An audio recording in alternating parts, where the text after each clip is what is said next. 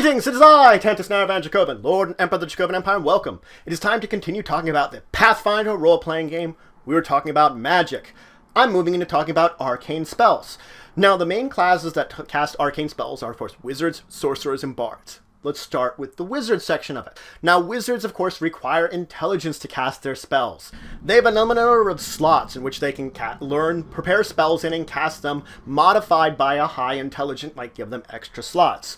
Now, the spells that they can only prepare a spell if they have an intelligence of 10 plus the spell level. So that means if I want to cast a 4th level spell, I need an intelligence of 14.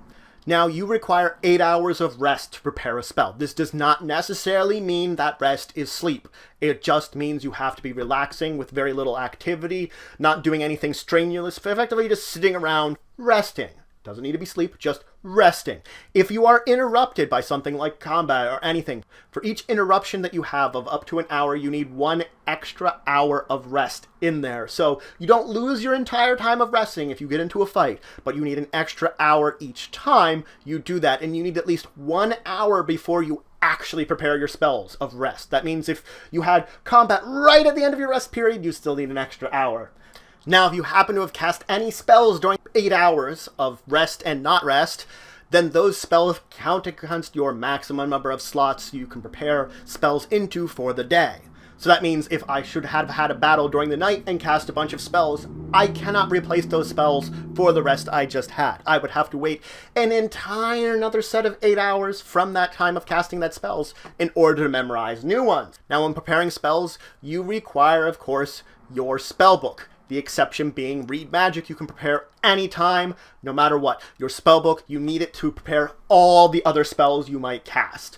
And it requires 1 hour of uninterrupted time to memorize those spells and prepare them, effectively get them set up, that you only need a little gesture or some words in order to cast a spell. Now, you can prepare less spells if you wish to. You can prepare any percentage less down to 1 spell, but the minimum amount, it reduces the amount of time it takes you effectively. So if I memorize only half of my spell slots, it'll take me a half an hour instead of an hour. The minimum amount of time is always 15 minutes. So the least I can do is a quarter of my spells. I could do less than that, of course, but it would still cost me 15 minutes.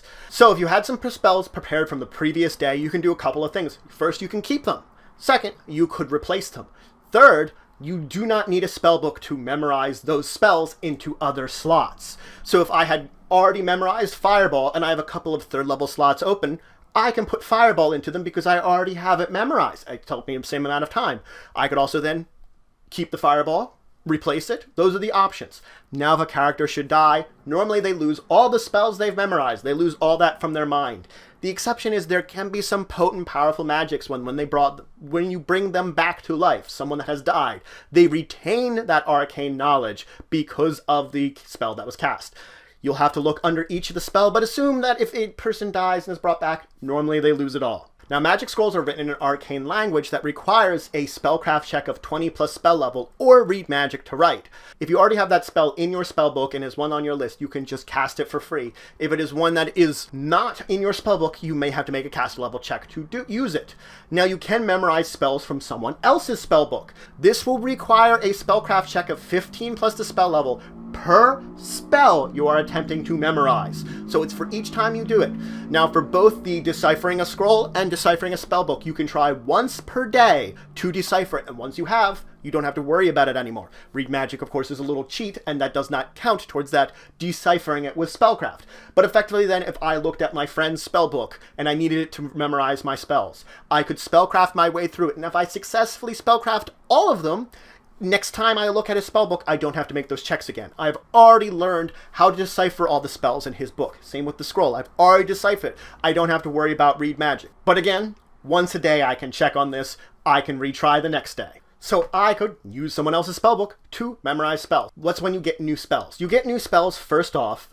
When you begin your character, you get a certain number of spells. When you level, you add 2 spells for free to your spellbook, no any kind of special cost. I can research a spell. This requires 1 week per spell level and 1,000 gold pieces per spell level, and may involve spellcraft checks and knowledge arcana checks. Or the last option is I can copy a scroll, the information from it, to my spellbook. This uses up the scroll, so the magic in the scroll goes away, but this requires 1 hour of work per spell level, 30 minutes for a cantrip, and a certain amount of money per whatever this level the spell is to copy it in.